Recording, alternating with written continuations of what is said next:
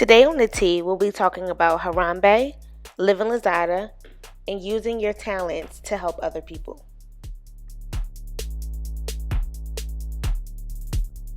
Hey everybody, welcome to the T.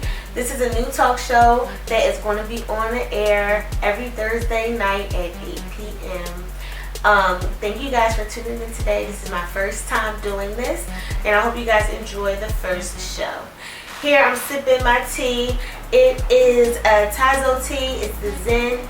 It is green tea, spearmint, and lemongrass. It's so good.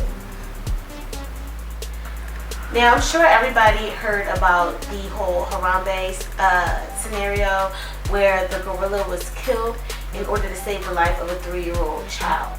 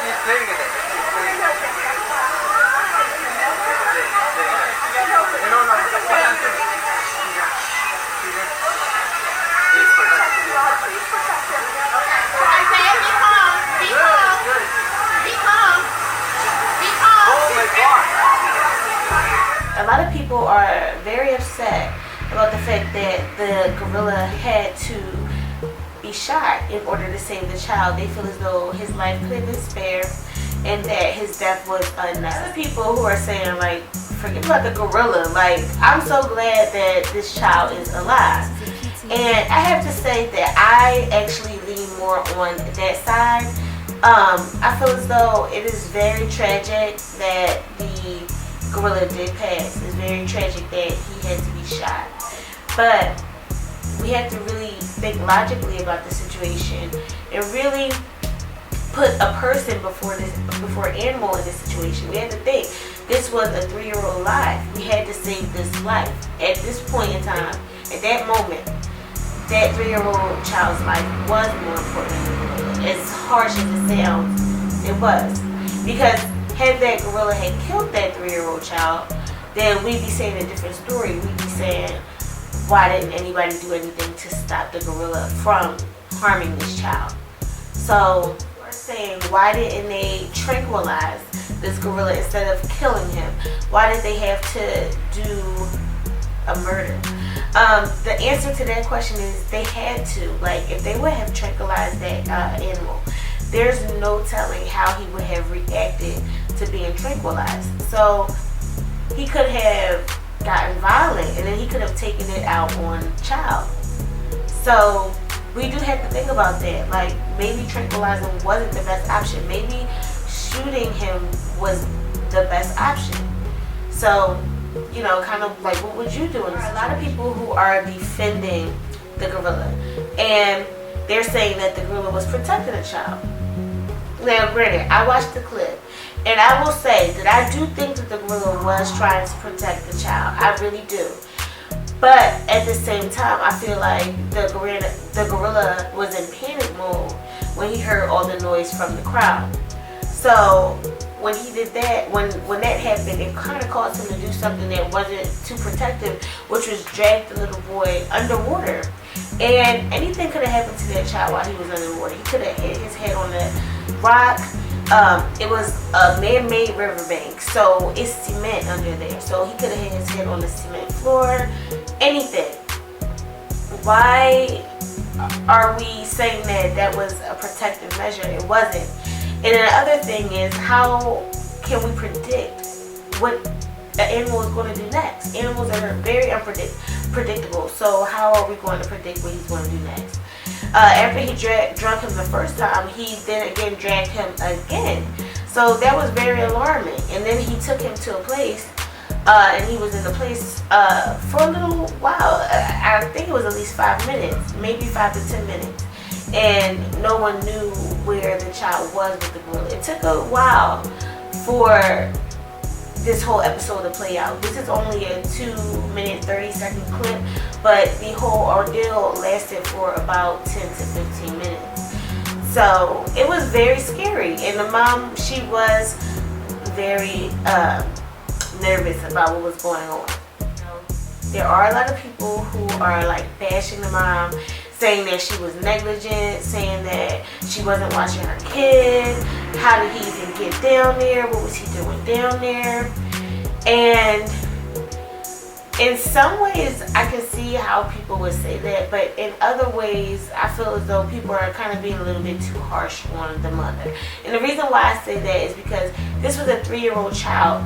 2- and 3-year-old children move fast as ever. They move so fast. So it's like, maybe like it could have happened in like the blink of an eye. Who knows? Like, who knows what happened?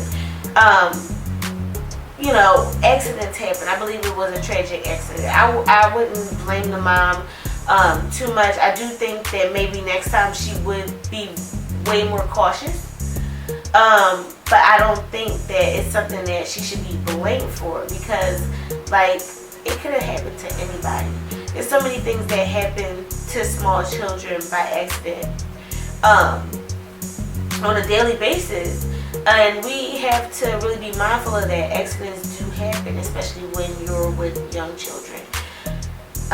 Yes, she should have taken more caution. Yes, maybe she should have had him in a stroller. Yes. I mean, maybe she could have done all of that, but maybe she didn't think to do all of that in that moment because she never knew that something like this would happen. So, you know, you gotta kind of cut her some slack. And there's plenty of times when we've all made mistakes that were pretty big, and we probably would have prepared for them a little bit better had we known they were even going to happen. So, you know, I think we need to cut the mom some slack. And then we also need to put ourselves in her shoes. How would we act if we looked up and saw our 3-year-old child in a gorilla pit with a 400-pound gorilla? Like, I don't even know how I would. There are some disturbing things that are happening based around this situation now. They're like doing like huge investigations on both the parents and trying to figure out whether they're going to determine if this is neglect or not. And it's just like a whole lot of BS that's going on behind this. With that, I just want to say that there have been plenty of situations where children have found themselves in the same territory as an animal at the zoo. And I don't ever recall it being this big of an ordeal where people are doing criminal background checks and investigations on the backgrounds and the parents, and like clearly this was an accident. Clearly. So why is it blown out of proportion now? So now that I'm finished talking about the whole Harambe fiasco, I'm going to move into talking about reality TV. I love reality TV. I watch a whole bunch of different shows, but recently I really have been getting into this new show. Well, it's actually not new. It is 2 seasons old. This is in its 2nd season, but it's new to me. So I'm going to start talking about it now. Any of you guys been watching Living Lozada's new reality show called Living Lozada? It comes on OWN Network on Saturday nights at 9 p.m. This show is so amazing to me. I just found out about it maybe 2 weeks ago. They're in their 2nd season. I totally missed all of season 1. I was only able to see about the last 3 episodes. But I was able to see season 2, and I've really been getting into it. Basically, the show is based on Living Lozada and her daughter Shanice. Shanice is actually looking for a place in LA. She needs to secure a place. She only has about 2 weeks to do so, and she's kind of taking her time with it. As far as Evelyn is concerned, she kind of feels like her daughter is taking her time with it, so she's trying to hurry her along. Well, to make a long story short, Shanice's 2-week deadline was decreased down to 2 days. She only had 48 hours to secure a new place. And of course, she was like in panic mode. Like, she really needed to find a new place. So she went to a realtor and, you know, spoke to him and told him about her dilemma.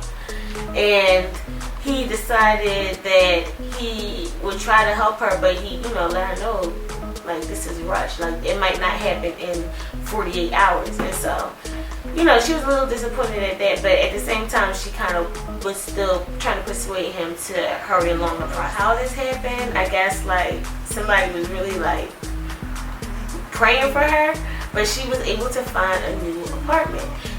The apartment that she found was actually in the same apartment building that she was renting from previously, so that was pretty cool. She actually didn't have to look too far for her answer. It was like right under her nose. So she moved all of her stuff out of her old apartment and then moved to the new apartment in her building. And the new apartment, it was like a bigger space, and it was more room, and it was more luxurious, and she was all alone. She didn't have anyone that she was living with. She was just by herself, and all of that. She wasn't really upset about being alone. She kind of actually preferred to be alone, but at the same time, she still kind of wanted the support from people. So she wanted Evelyn, her mom, to kind of be more supportive towards her, to help her move, and, you know, just to be there during the whole process. But I don't know if she actually thought about the fact that she moved in 2 days. So, she and her mom live in 2 totally different states, so it would have been hard for her to just pick up and move. So, you know, but anyway, she was upset at her mom because she felt like her mom wasn't supporting. Shortly after, her mom finally did come and visit her, and, you know, she was like there, ready to help her, ready to do whatever she needed her to do. And they started having this conversation where Evelyn was kind of asking her, like, don't you feel alone in this big space and you're just by yourself? And Shanice replied by saying something like, well, I don't feel as alone. I don't feel any more alone than I ever did before. Basically, saying that she feels alone all the time, and like she's kind of like used to being by herself. So when she said that comment, Evelyn kind of was like taken back by that comment. She kind of really didn't know how to take that, because like she didn't want to stomach the fact that her child felt alone, or that maybe her child felt alone for quite some time, and now she just like accepted it and just like, I'm alone. So it kind of really bothered her. So she wanted to talk more about it and like really dig down and get to the bottom of why Shanice was feeling alone. Shanice was just expressing to her, like, you know, she feels like she doesn't really get much support, or, you know, she doesn't really open up to people, and she doesn't really talk to people like that. So she kind of was just feeling like, you know, upset that she just didn't have more support from people in her family or friends. So that's really what Shanice expressed. But then when Evelyn expressed how she felt, she actually, you know, let Shanice know, like, you know, sometimes you kind of separate yourself from people. Sometimes you isolate yourself from people. Like about a week ago, she said that Shanice called her aunt, and then her aunt called her and said, I can't believe Shanice called me. Is she okay? Is everything okay with her? Because she like never calls me. So, you know, Evelyn was just trying to let Shanice know that sometimes she's a little guarded, and sometimes she isolates herself. And people give her her space because they feel like maybe she's just busy, or maybe she just has a lot going on. So Shanice, when she heard that, she kind of, you know, looked at it from a different perspective. And it was just cool to see how much closer the bond got after that conversation. It seemed like they both understood each other. They were both able to express how they felt about the situation. And Shanice was able to learn something about herself, and, you know, see that maybe she should be a little bit more open and make more time for family and friends, so that when she needs to be supported, she'll have people to go to. Bring that story up just to say, like, sometimes that is true. Like, sometimes when you're doing things, or you're in your career, or just trying to start something new. Sometimes you're so focused on what you're doing that you do kind of isolate yourself from people, and you do kind of like stay in your own little shell. And sometimes that can make you feel alone. So I think that that's what Evelyn was trying to tell her. And I thought that was a great lesson to learn and a great message to send out to people, because I'm pretty sure a lot of us can relate to that. I'm pretty sure a lot of us have done that before. So I've just felt like that was like a really good message to put out there. You can't isolate yourself. You have to stay connected to people so that you don't feel alone. Because whatever it is in life that you're trying to get through, you're going to need people there with you. You can't do anything alone. Yeah, like I totally recommend Living Lozada. That show is so cool. It's more episodes. I'm just going to tell you guys about the first one today. But the first episode, it really engages you, it really sucks you in, and from there you can just see that both of these women have a lot going on. Like Shanice is doing her whole modeling thing. She's signed with Wilhelmina Models. She's trying to do other things in business. She's trying to have a swimsuit line, so you'll get to see that. She even mentioned a candle line in one episode. So if you guys tune into the show, you'll get to see all of that. You'll also get to see like a huge shift in Evelyn. Like she's much more mellow, much more calm. She's engaged. She has a new son. He's about 1 year old. She's just like much happier now. So I believe that whatever lesson she learned on Ayala Fix My Life really paid off, because she's really at peace now. You really get to see a totally different Evelyn Lozada than the one that you saw on Basketball Wives years ago. So I really recommend the show. Once again, it's called Living Lozada. It comes on OWN Network every Saturday night at 9. So with that being said, I just want to end off with showing you guys a really touching clip that I ran into this past week. And I just want to show it to you first, and then I'll give you my spiel on it. I like this one a lot. I don't know, it's a cool quote. To say Boston Latin senior Philip Sosu has an eye for detail is not painting the full picture. I like drawing this one because I like drawing the hair. He's a gifted artist who has a heart for each and every one of his fellow senior classmates. He drew a charcoal portrait of them, all 411. Yeah, 411 portraits. Just 411. Yeah, no big deal. He laughs because at first it seemed like an impossible task. Just ask his art teacher, Mr. Harris. Phil told me he was going to do this project, and I know we have 411 scenes. I was like, I don't think so, Phil. We're not going to have to. But he did. He really drew each and every one of his classmates beautifully. You drew every single day? I drew every single day, yeah. And he didn't miss a single one. Watch as their faces light up. In order to accomplish this amazing task, Philip actually began drawing his classmates back in February every single day. And what makes it even more special is that he woke up early this morning and hung all the pictures himself to surprise the entire school. What kind of reaction did you get? A lot of crying. A lot of crying, yeah. Kind of leaving behind his own legacy. There's like his father gift to like not only the school but like the whole class. To like make sure that everyone knows that they were noticed. Boston Latin has had a very challenging year regarding racial tension. Philip wanted to draw a different picture. I love the happiness it brought to everyone. The film's about so. I'm also sure if it brought people together, but I feel like for one day at least, people just appreciated that we're all from the same place. In Boston, I'm Paulberg, WBZ News. That was a really nice thing to do for his class. High school is a time where a lot of things happen, a lot of tension is going on, a lot of people are under a lot of stress, and I just thought that it was really powerful that one student thought enough of his class to actually sit there and plan it out for an entire year and draw each and every last one of them and made art out of charcoal. I thought that was just phenomenal, and he paid attention to every detail. He made the portraits lifelike. I'm pretty sure everyone who had a portrait was like appreciative, and they really felt special because someone noticed them.